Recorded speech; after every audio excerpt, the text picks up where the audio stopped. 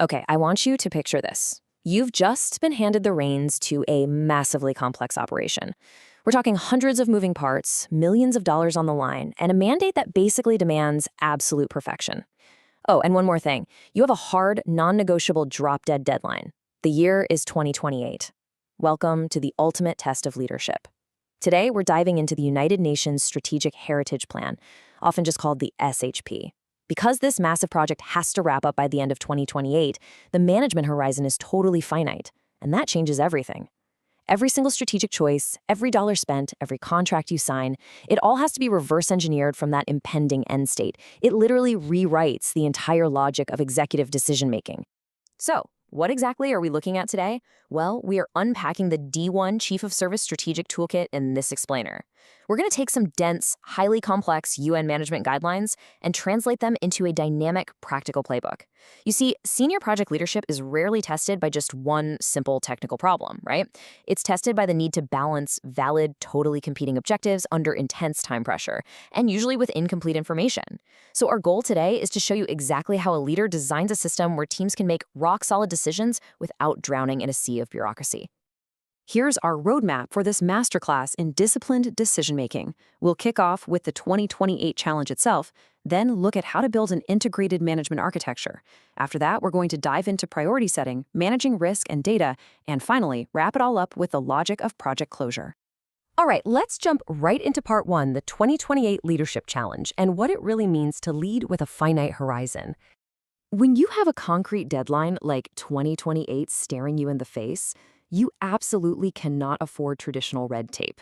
Bureaucracy just for the sake of bureaucracy, that rigid, slow oversight applied to every tiny detail, that is a project killer. No way around it.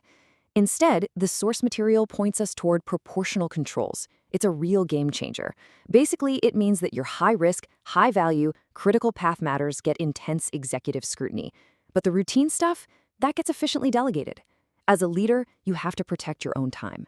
You need to reserve your management capacity for the big exceptions and emerging issues rather than trying to micromanage every theoretical minute of your team's day. That perfectly sets up Section 2, Integrated Management Architecture. This is all about breaking down those stubborn silos. Here's the thing. Massive projects simply cannot survive when departments are operating in isolation. They just can't. So an integrated management architecture is the foundational philosophy of this whole toolkit.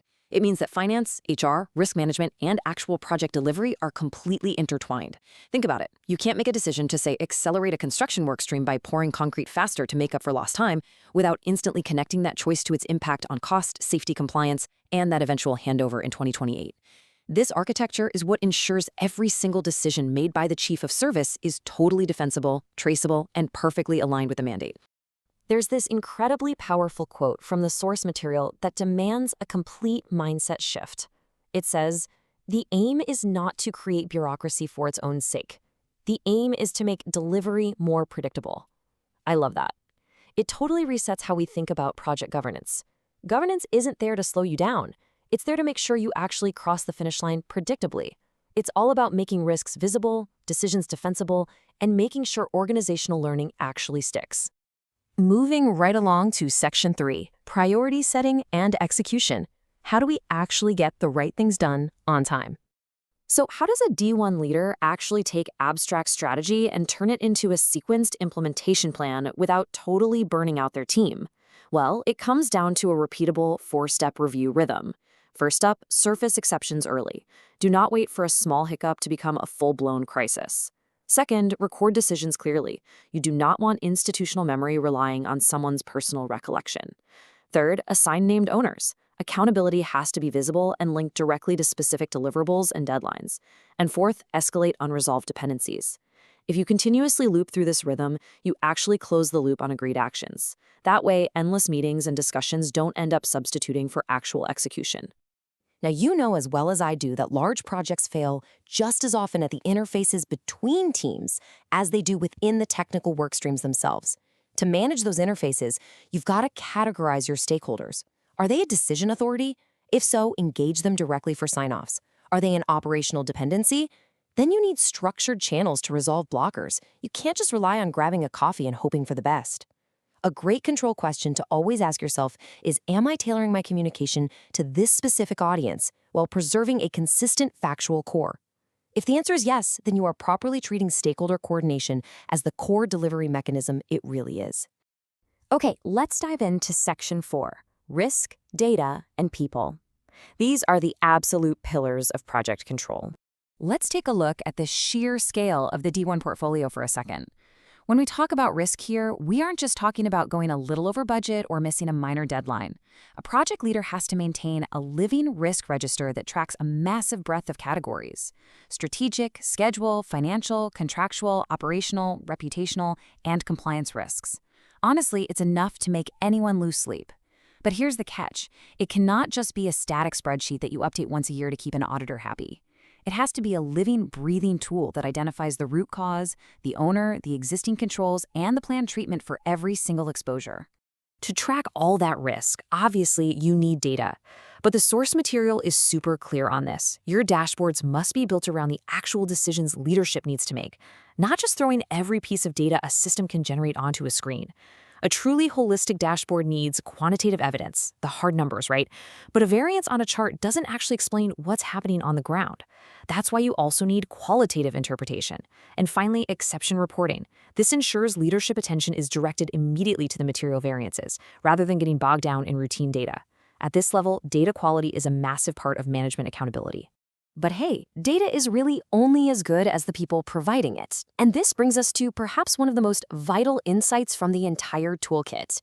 You have to create conditions where staff can surface bad news, risk, and uncertainty without fearing that candor will be punished.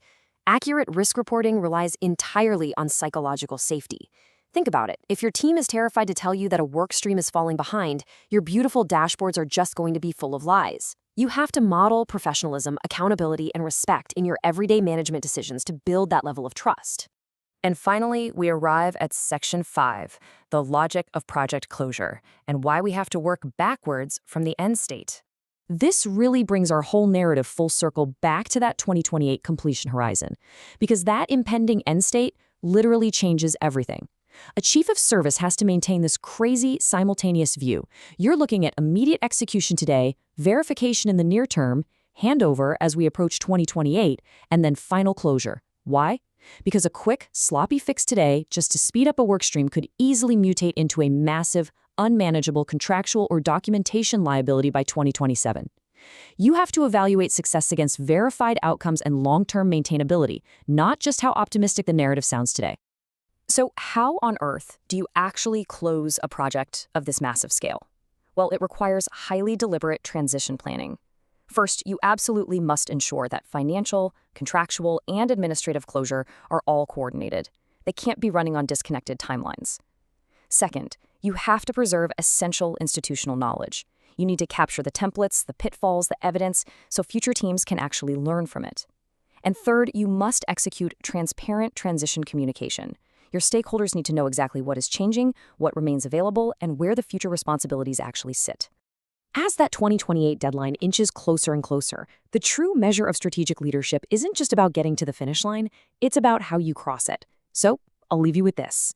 Will your project leave behind a legacy of durable organizational learning and verified results, or just a pile of unresolved liabilities?